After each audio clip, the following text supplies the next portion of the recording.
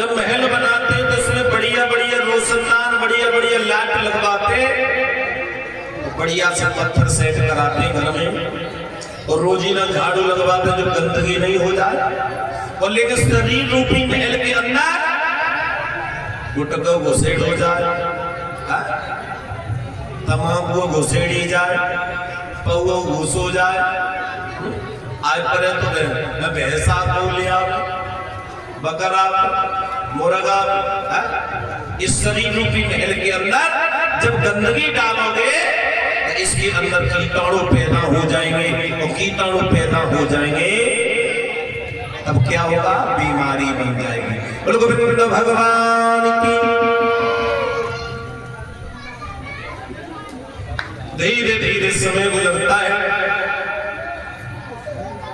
नरसिंह भगवान पहला से बोले, लाला तुम्हारी भक्ति से बड़े बड़े समय कुछ मांग लो। कहने लगा प्रभु देना चाहते तो मेरे पिता के प्राणों की भीख दे दो, मुझे कुछ नहीं चाहिए।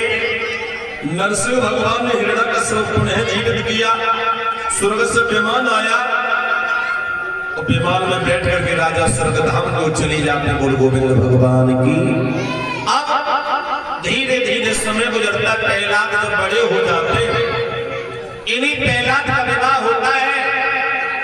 इन्हीं प्रहलाद के एक पुत्र हुए थे जिनका नाम था भैरोचन, लेकिन इन भैरोचन के आंगन में कुछ संतान नहीं थी। इन भैरोचन के आंगन में संतान नहीं थी तो एक दिन मरने के लिए जंगल में पहुंच गए और जंगल में लकड़ियों की चिता बनाई।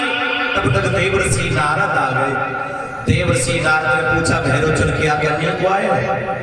तो समझा करके भैरोचन बोले हैं तुम नहीं जानते हो कि जो डरे अपने जीवन में एक पुत्र रतन नहीं पाते, वो स्वयं नरक में जाते हैं और पुरखन को ले जाते हैं। समझ गए नारद? इसका मतलब ये कि इनके आंगन को संतान नहीं इसीलिए मरने को आए।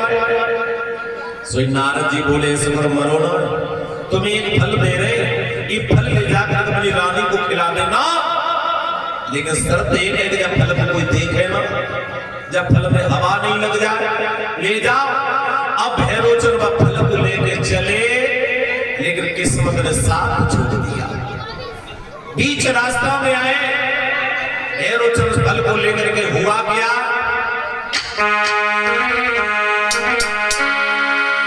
अरे बड़ी भजन करा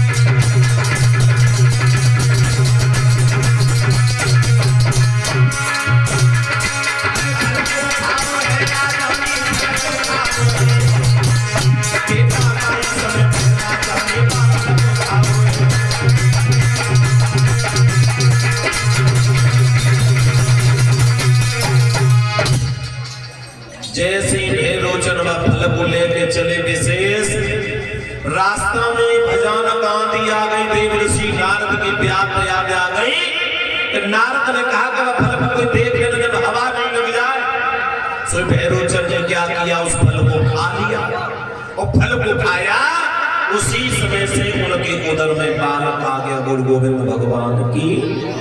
अब तो विशेष धीरे धीरे राजा का पेट आगे को बढ़ने लगा।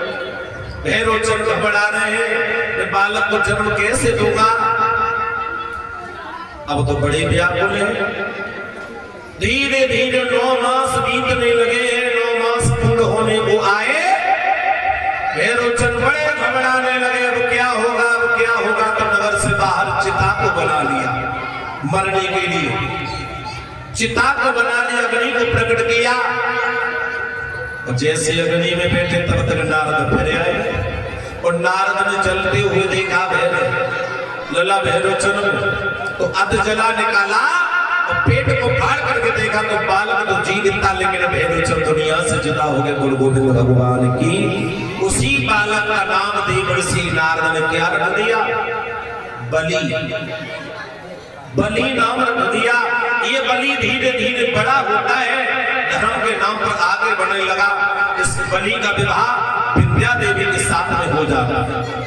विद्या बलि के साथ में जब हो जाता है, अब तो बलि धर्म के नाम पर आगे 99 यज्ञ पूर्ण कर लिए। 100वां यज्ञ करने को जा रहा था, वो बात इंद्र को पता चल गई।